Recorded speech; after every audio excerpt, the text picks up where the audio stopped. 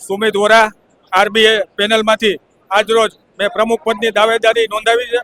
મારી સાથે મારી પેનલમાં ઉપપ્રમુખમાં બિમલભાઈ જાની, સેક્રેટરીમાં નિલેશભાઈ પટેલ, જોઈન્ટ સેક્રેટરીમાં જયેન્દ્રભાઈ ગોટલિયા, ટ્રેઝરરમાં પ્રગતિ માકડિયા અને લાઇબ્રેરી સેક્રેટરીમાં કેતન મંડ તેમજ અન્ય 7 કારોબારી સભ્ય અને 3 મહિલા અનામતના મહિલાઓ આજરોજ આરબીએ પેનલમાંથી ઉમેદવારી નોંધાવી.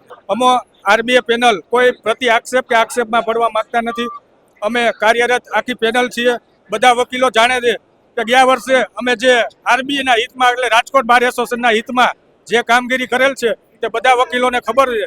એટલે અમે કોઈ આક્ષેપ પ્રતિ આક્ષેપ કર્યા વગર ગયા વર્ષના જે અમારા કાર્યો છે એને વધુ આગળ વધાવી જુનિયર વકીલોને કઈ રીતે અમે મદદ વધુ કરી શકીએ એના અમારા અથાગ પ્રયત્નો રહેશે. જયેન્દ્ર હસમુખરાય ગોંડલિયા. મેં આજરોજ આરબીએ પેનલમાંથી જોઈન્ટ સેક્રેટરી પદે ઉમેદવારી નોંધાવેલી છે.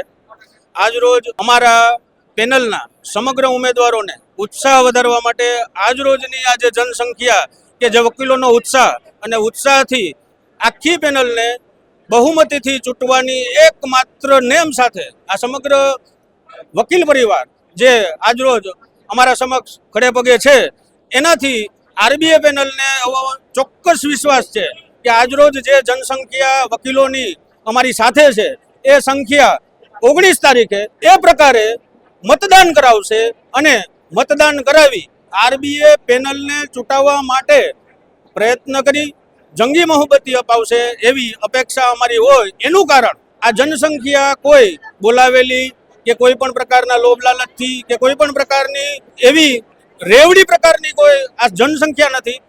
સ્વયંભૂ આ જે સંખ્યા છે એ સંખ્યાને આશા છે કે આવતા વર્ષમાં આગામી વર્ષમાં આ સમગ્ર વકીલોના હિતની જે કામગીરીઓ થઈ છે એ આગળ વધે અને આગળ વધતાની સાથે દરેક વકીલ પરિવારને દરેક વકીલને જ્ઞાન અને પોતાના વકીલાતના ક્ષેત્રમાં આગળ વધવાની સારામાં સારી તક મળે એવા સંજોગોમાં આ જે જનસંખ્યા છે જનસંખ્યા જોઈ આરબીએ પેનલને બહુમતીથી નિશ્ચિતપણે વિજય મળશે એવી અપેક્ષા સાથે આજરોજ આ જનસંખ્યાને હું આવકારું છું.